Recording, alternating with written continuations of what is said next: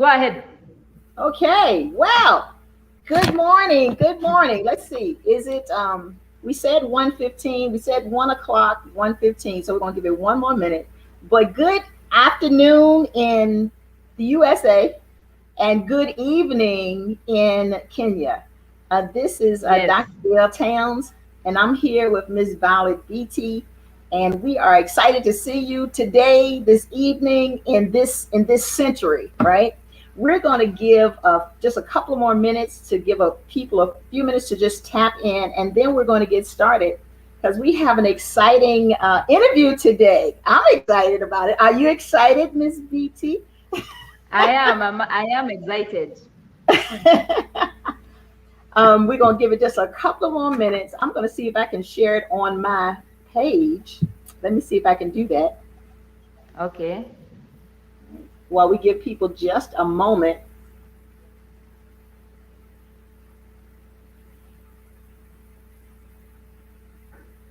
But this is good. This is good. Now it has been cold here in the where I am in the States. Is it cold where you are? It's nice and warm. It's raining. It's raining. Okay, okay. Because we wanted to.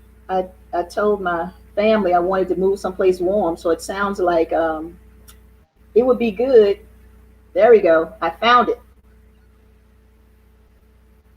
There we go. Awesome. All right. So anyway, we're going to get started. Again, good evening, good night, good morning, good afternoon. I am Dr. Gail Townes, and I am in Virginia, United States, Virginia. And I am here with Ms. Violet Mbiti, which is exciting to me. We're here on her page because typically she has interviewed so many wonderful youth and so many different programs that have been going on around the world and around the country and around the globe. So I thought it'd be interesting to interview her so that we can talk about some of the wonderful things that are happening there. I know it's exciting.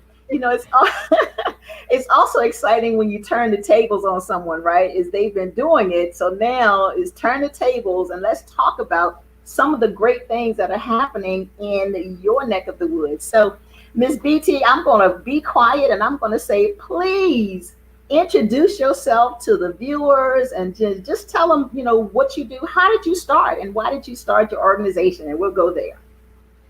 All right, all right. So, viewer, from whichever corner of the world that you're watching this show, it's a pleasure meeting you and sharing about what we do. So, the reason why I started this particular organization is because I was engaging at the grassroots.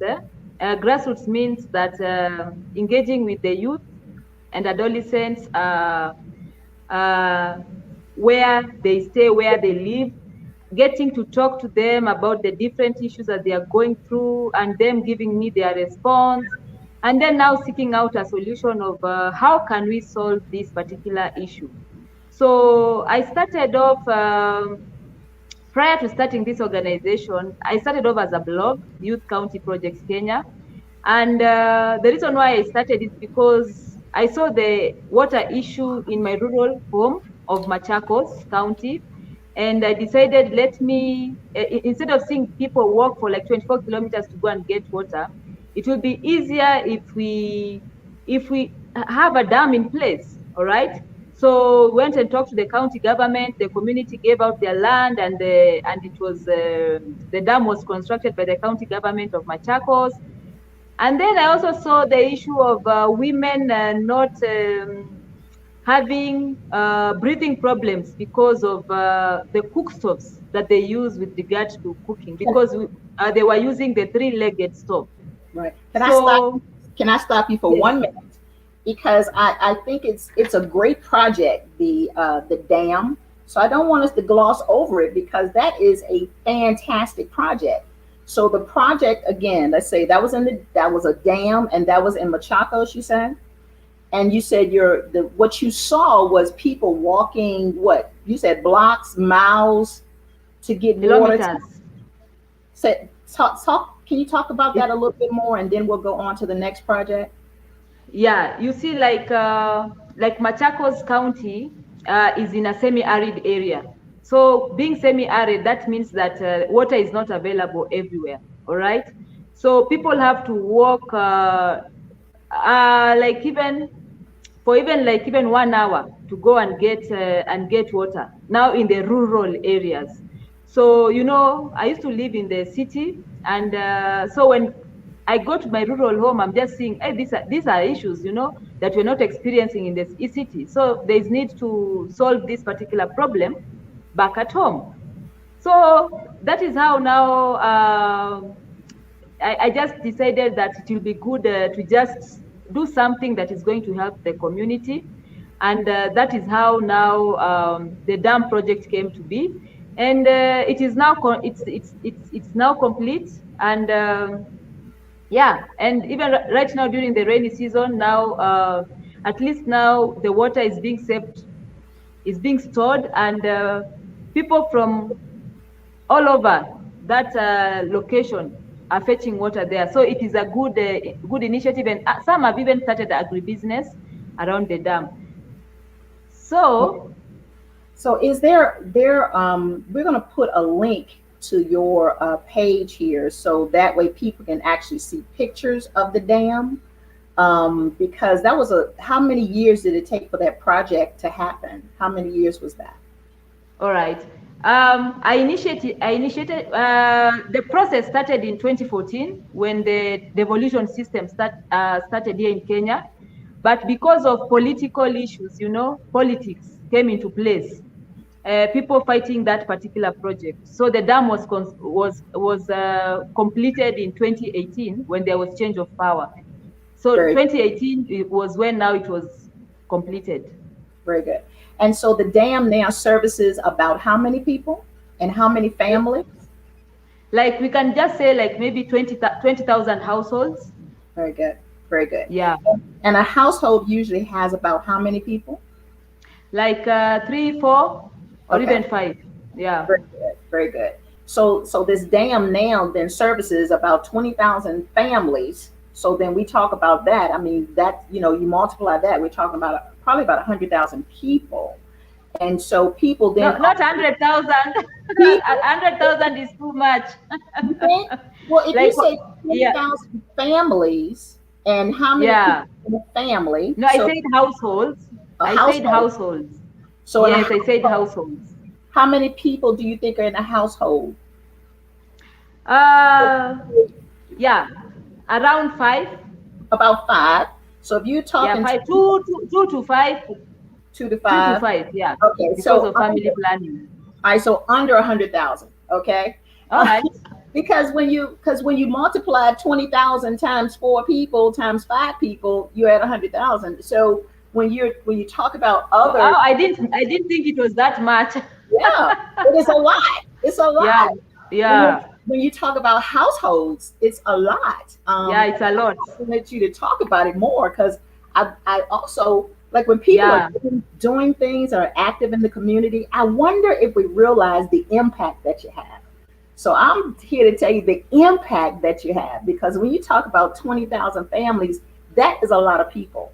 And you have all the people that are coming from the surrounding counties as well that are gaining water. So yeah, that's about 100,000 people. It's a lot. It's a lot. It's a great project. Like I said, we'll put on the link to her website, so that you can see the pictures of the dam, because it is done, it's completed, and people are using it from around the area. All right, awesome. So now the next thing, wait a minute, was there anything else you wanted to say about that before we move on to your next project? No, we can go to the next project. Okay, because your next project, you were talking about cook stove. So please tell us about that. Yeah. So with regard to cook stove, there was a neighbor of mine who had breathing problems because of cooking with the 3-legged stove, and she was coughing a lot, and I even had to take her to hospital, Aga Khan University Hospital, because I really didn't know what was the problem. But she told me that, Violet, I'm having this breathing problem. So, like, I just, she just stays like 10 minutes away from where I stay, from our rural home. So because of that, now I said I have to start doing something. And that is when now I reached out to stakeholders like the GIZ Energy Development Program, to go and see what they are doing on the ground. And I got a solution. And that is how now the cook stove started. Like the cook stove, when I started the cook stove, I just started it to help people, but it also became like a business, what I didn't know. And then I even won an award because of that cook stove, and even constructed here in Kenya and also in Uganda, and also at a refugee camp. I was just shocked at the, when you're training people, when you're training women, and the way they take up the project and they go to other towns to go and construct so that they can earn a living. That one really shocked me. Sometimes you start doing something and you think that you are just seeing a problem in the community, but you don't know. So it just started, and we got positive reviews. We trained young people. We've also started. We even changed our business model to also reach out to households, so that we can contract for people and also for businesses. So it just started like that, the spirit of giving. Right. And because of you deciding to give, to help someone, you find that it's also an opportunity that is also going to help you. So that is how now that one started. Very good. Now, for our audience, please explain now, so that we're clear, what is a cook stove, what that is, and then also explain what was being used prior to the cook stove being used. So explain that so that we can understand what it is that you're talking about. Yeah, so the what we used to have previously was the traditional cook stove, which is the three-legged stone. So you use 3 stones, stones, and then you place them strategically, and then you put the kettle on top of it. All right. But now, like in the households, like you use that and you use a lot of firewood to cook with it. But now with this energy-saving cook stove, it conserves heat, and you just use like maybe 2 or 3 firewood to just cook. And food that takes like even 3 hours takes even like 1 hour or even 45 minutes to be ready. So that is now this energy saving cook stove. And that is how it all began. And because of those 2 particular projects, I decided it would be good to start a blog where youth can also showcase what they are doing on the ground. That is when I started Youth County Projects Kenya.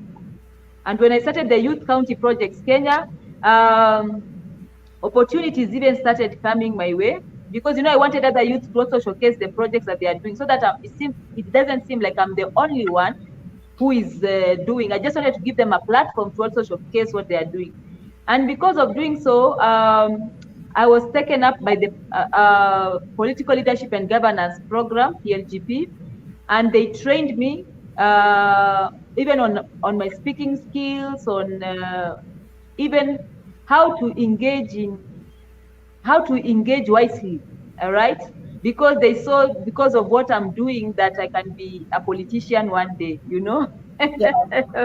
So they imparted in me skills of who a wise leader is. And because of that, doors started opening. I started attending conferences, and then people now from the governance program now saw me and said that, Violet, we want you to come into the projects that we are doing. So that is how I came into another project called the Deactivate. And now that one I entered as Violet Mbiti Foundation. So that is how Violet Mbiti Foundation came in. So we started engaging policy makers government and also youth on how to engage with policymakers. And then now that is how I was brought into the sexual reproductive health arena, because these fields I'm being called because of the projects that I've done on the ground. So you find that people in that space, they say, Violet, we are seeing you're doing remarkable job. And that is how now Violet Mbiti came into being. And we started in 2017. 2017. And we are here now. So we are currently, like Violet Mbiti Foundation, we basically focus on matters governance and sexual reproductive health. Governance means that in our engagement, we reach out to policymakers, all right? So we sit down, like personally, like not personally, but as an organization, we are both at the national level and we are also at the county level. So national level, we deal with parliament, and at the county level, we deal with the county executive and the county assembly. So at the moment, as we are speaking, we are in both levels. And because of our work on the ground with regard to sexual reproductive health, we started engaging in health budget advocacy here in Nairobi County, because we saw that there was a high increase of teenage pregnancy and which is unintended pregnancy, and also lack of family planning commodities. And after doing thorough research, we realized, together with other stakeholders, that the reason behind this is because there was lack of family planning supplies at the health centers, at the 10, at the, you know, like here in Kenya, you will find that in Nairobi County, there are 17 sub-counties, but when it comes to health, they are divided into 10. So we found that 3 out of 10 health centers had family planning supplies. So we decided that what we are going to do, we are going to engage policymakers so that they can increase the family planning commodities at the health centers. And because of that, the county government in the financial year 2019-2020 increased the budget allocation by $5 million towards health in Nairobi County. We even, together with members of my team, we even participated in the public participation forums where we submitted memos, okay? So after submitting memos at the sub-county, we also went to the county treasury to go and pitch our case. And that is how the budget increase was realized. Okay. Then after that, wait a minute. Let me slow you down, because you're doing a lot and it's exciting. So let's make sure that the viewers are still with you, and me, make sure I'm still with you, because it sounds like you're doing a lot of things. Now, what I heard is 2017 is when the organization became the Violet Mbiti Foundation, but your focus was doing with policymakers and being able to change things in Kenya, really being able to change things. And on the ground with doing those things, like grassroots types of things, in order to change things. So when I heard you say also that you're doing with the governor, so dealing with policies on the national and the county levels, is that what I'm understanding? Yeah. And because of that, you've been able to participate in other forums as well as training, because one day you are going to be running Kenya. Whoa.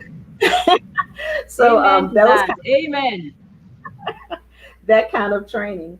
And so now, because of the impact that you and your organization have had, you've caused money to be inserted into the health system there in Kenya. Yeah. Did you say $5 million towards the health in Kenya? So, I mean, that is phenomenal. Nairobi County. Nairobi County. Okay, very good. Nairobi County. I mean, that is phenomenal in itself. Also, when we go back to the cook stoves, because when you're saying the cook stoves, you were looking for another solution, and that solution was a health solution. for your Mm. for your community. Also, the training, and then being able to create entrepreneurship opportunities for the youth. Is that correct? Yeah. Because you train them as well to go out and actually build the cook stove. So when I also heard you say they were energy saving cook stoves, so now they're Yes, using yes. less time. Did you say from 3 hours to 1 hour now? So there's energy saving Yeah. Yeah, you time. see, like if you are making if you are preparing beans and maize, boiling them, it usually takes a long time. But with this energy saving cook sauce, because it conserves heat 70%, so you Okay. find that the food gets uh, cooked fast. So with Okay. regards to now the cook stove, how the youth earn an income from it, Right. when we Okay. go on the ground, we usually tell those particular youth that each of them needs to identify 10 people who want the cook stove to be constructed. And for each cook stove um, that will be constructed, they, they will earn a labor fee of $35 per cook stove. Right. Okay. Okay? So that particular customer will pay them $35. So you find that after the training, if they have gotten the 10 clients, because prior to us going there, they need to have already gone on the ground and looked for customers. Because once we train them, they go and construct these cook stores for them. The goodness with this cook stove is that the materials are readily available. So you find that the client provides now the construction materials. So all the what is remaining is just paying the labor fee. So you find that particular youth earns $35 per person. So if they construct for 10 people, that is $350 that they have received. All Right. right, Very good. from this. So that is why we have partnered with Equity Bank here in Kenya, so that once we train those youth, they will receive financial literacy training Very good. from them, so that they can know how to manage the money that they are getting. Because we realize when we go on the ground, you find that when they earn this money, they just go and party, and then they don't have money, they don't know how to save. But right now we have partnered with Equity Bank of Kenya, which is all over the country. So right now, when I'm going to train the youth, um, now the Equity people from that particular bank are there, Very so good. that once we have finished the training, they will take over and work with them Very this good. journey. Very good. Yeah. So you're setting up entrepreneurship opportunities. So you're setting them up to be entrepreneurs. That's one thing, business owners. Yes, yes, So yes, you're helping with the training so that they have something, a product to actually sell. So yes, did I understand you to say that they have to go out and find the customers so that yeah, that way they have some place that they're building these cook stoves, right? And yes, they get paid a portion of the labor. They get paid a portion of the labor, and then you yes, also have someone that comes behind them, if you will, to help them manage the money that they earn. So that way exactly. they're learning how to just be good stewards, if you will, of the money, Yeah. and then be able to continue it. So that you're growing them. So these are youth. What is the age group typically? Eight, here in Kenya, it is 18 to 35. Okay, okay, very good. But So but you find that we find majority are women. okay, Yeah, majority are women. So like what makes me happy is seeing women taking this cook stove seriously, because like at one time we trained them one place, and these women went to another town and got customers there.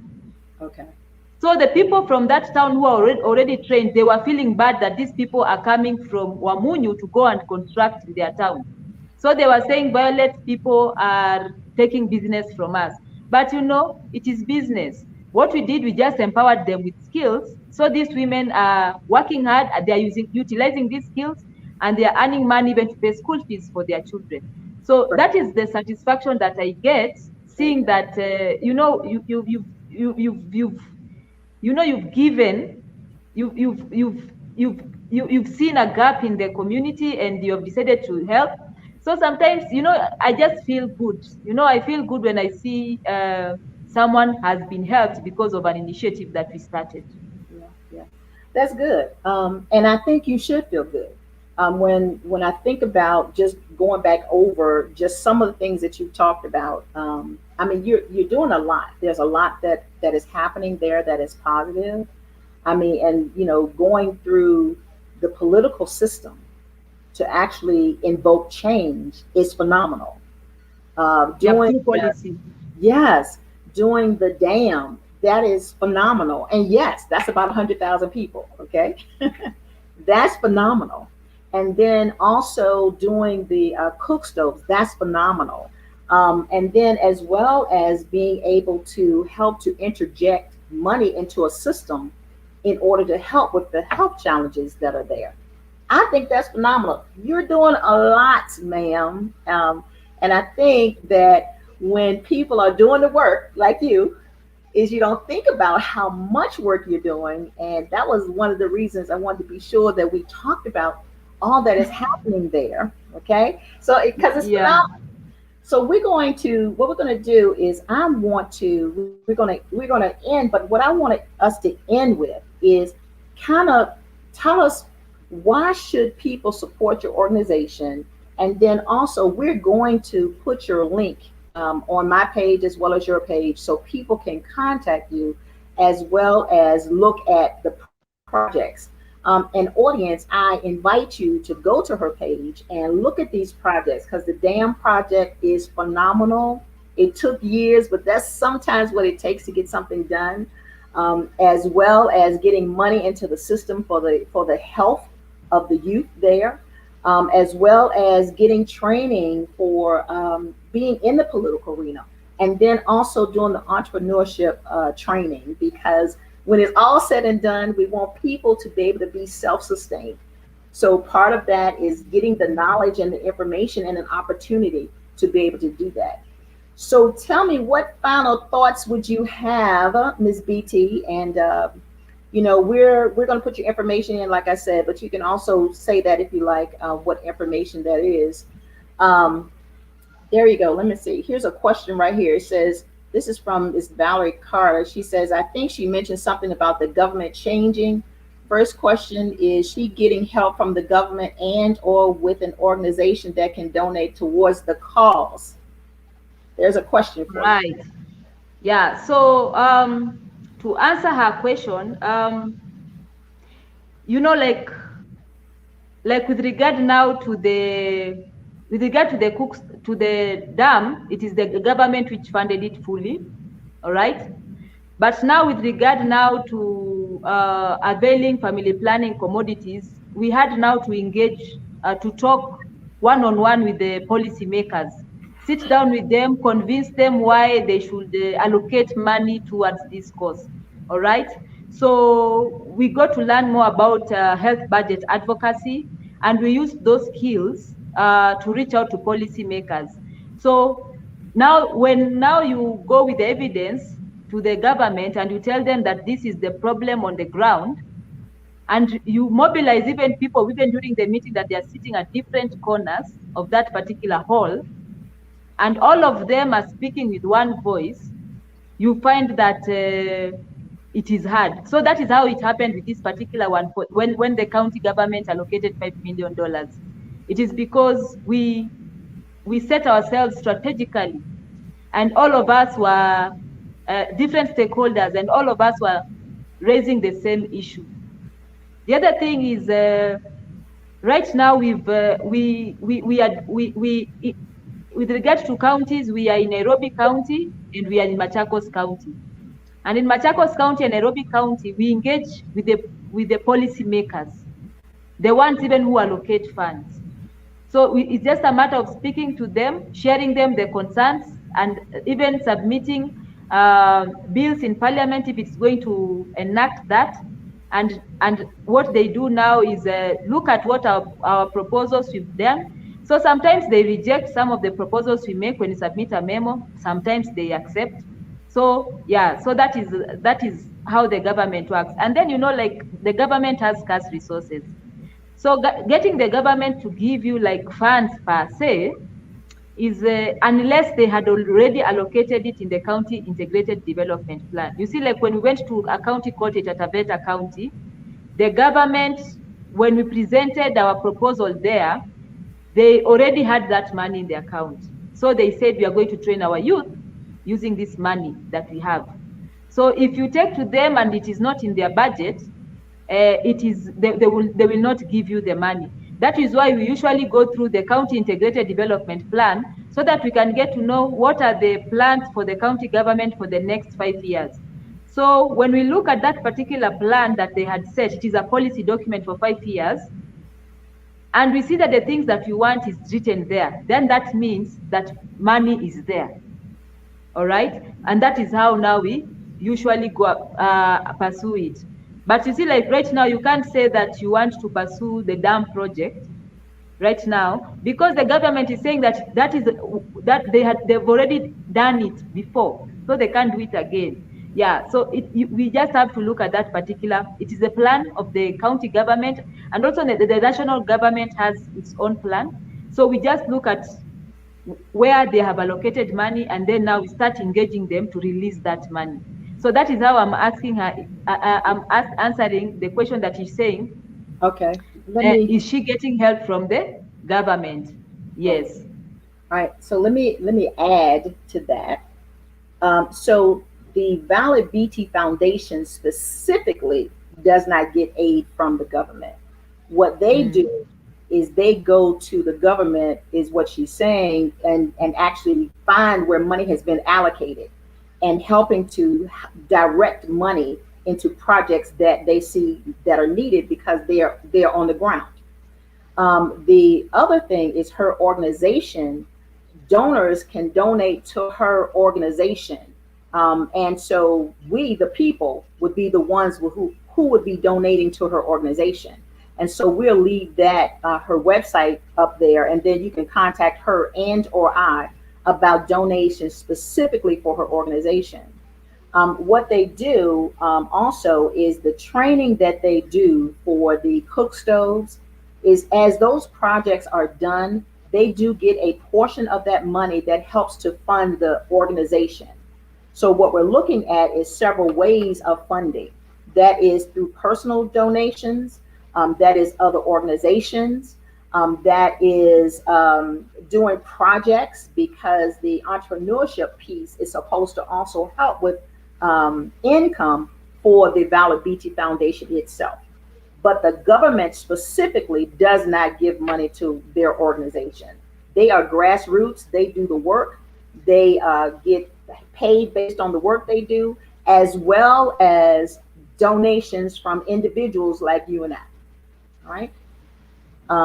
What you see, Ms. Donna Cobbin says, you are doing so much to help. God bless you. Because you're doing so much. And that's what I wanted people to hear and see, and encourage people to donate to the Violet Mbiti Foundation. And you can donate to her, contact her and or I, and we'll make sure that the organization continues to go. Who is this? The work being done is awesome. God bless you. That's from Miss Lasagna Hart. All right. Thank y'all all for tuning in. I appreciate that. And there's Miss Gloria Ante. Thank you for all that you do. Be encouraged. Wow. So you're doing a lot. You're doing a lot. Here's someone else. She is empowering the people to take care of themselves. That is exactly right.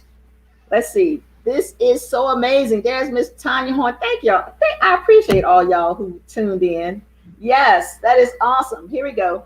She is very strategical in learning how to interact in the system. This is using much wisdom. Amen. Very good. Thank you. Getting rave reviews, Ms. Mbiti, because you are doing a lot.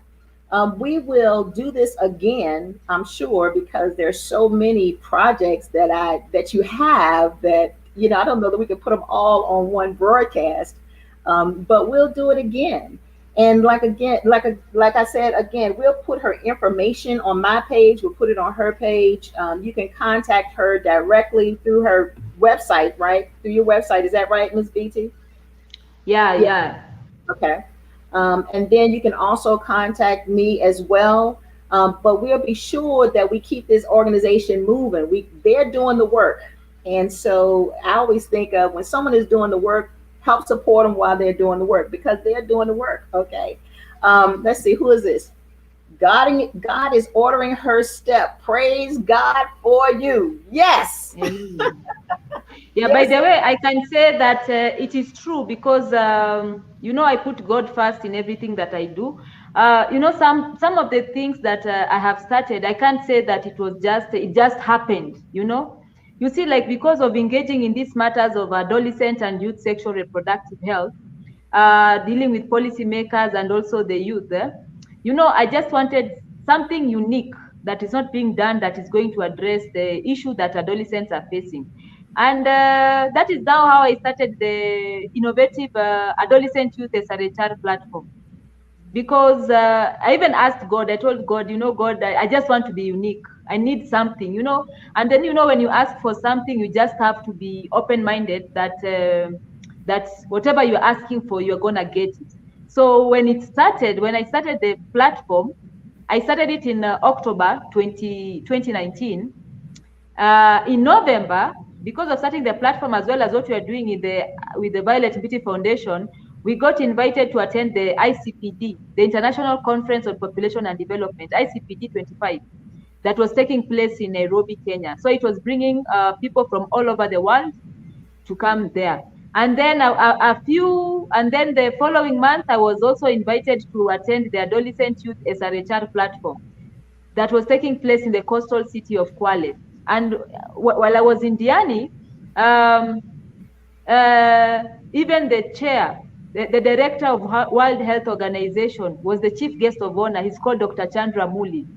I got to interact with him, and he's also following us on our Twitter pages, both Violet Mbiti Foundation, Kenya VMF, as well as Adolescent Youth SRHR platform. So we got to interact with the director of World Health Organization for Reproductive Health, Dr. Chandra Muli. And we also got to interact even with members of UNESCO and also Aga Khan University. And I can just tell you that even last year, 2020, because of even the Adolescent Youth SRHR platform, we got invited to present at the African Innovation Week, where I was not only a judge, but I was also a presenter. So I can say that putting God first, putting God first in everything that you do bears fruit. That is why I'm urging people that whatever you do, put God first. Yes. Put God first. Even like sometimes you have so many plans. You're told that you have so many plans, but if you don't dedicate those plans to God, they're going to be futile. So that is what I usually do. Like anything that I want to do, I tell God that I want to do this, and once I do that, I ask Him to be my shepherd, and life goes on. So yeah, so that is how it is. Very good. Yeah. So yeah, there's a message from Tonya Horn. Yes, he says, I definitely want to donate. I have an international ministry in Uganda, the House of Restoration. We will support you because water sustains life. Yes. Yes.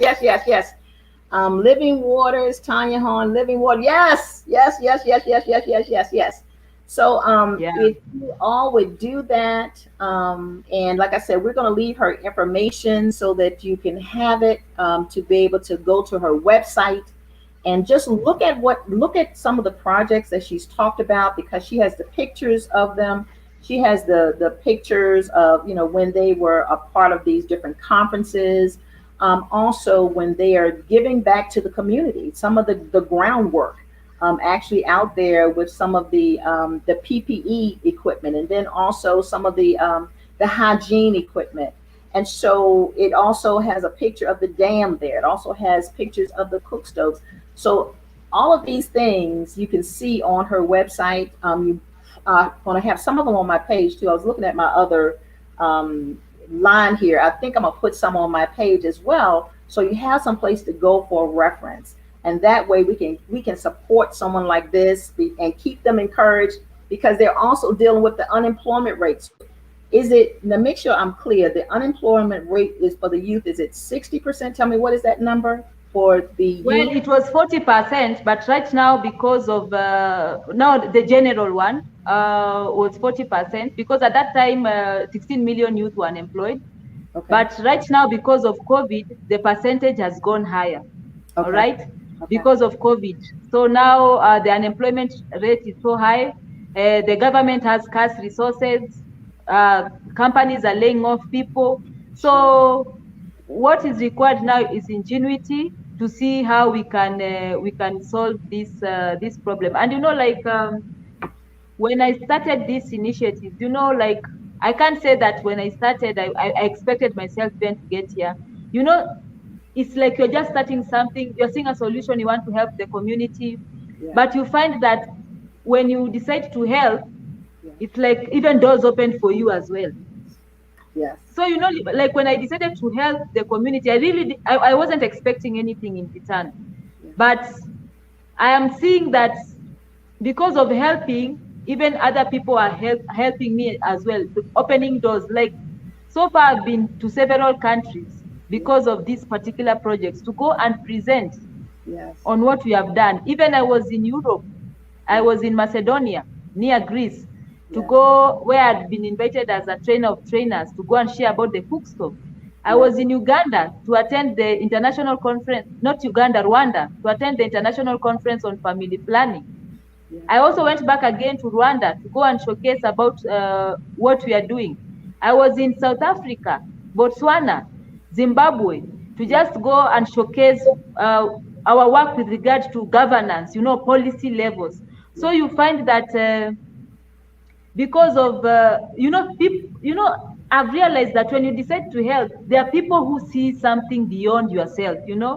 So you find you're just people, oh, come here. So you go, you're going for fun, but when you reach there, you realize, now this is something different. So that is what I've learned. I've learned that when you give, um, it comes back to you double measure. And I've also learned to be patient, because when I started, I was wondering, why am I helping people and I'm not being helped in return? But I said, regardless, my satisfaction is when someone tells me, Violet, because of what you started, my life has changed. Yes. So slowly by slowly, now we are here. Now we are Yes. here. So Yes. praise God. Yes. Mm. Yes. So we're going to end on that note, and we will come back again and just hear more things that you are doing and continue to do. So again, we thank all of you for showing up and listening to this woman of God, really, this godsend on this earth to change what is happening in our community. We always think about we want to do something, we want to change something. Well, the way we do that is we get up and we do something. So this all started with her wanting to do something, and it has done all of this over the years. And I have watched her over the years. When I went to Kenya in 2013, and I've watched her since 2013. So it's been an amazing. It was just amazing just to see her and what is happening in the nation because she is being active. Again, thank you so much, Miss Violet BT, and thank you, audience, again. And we will talk to you again, I'm sure. Bye bye.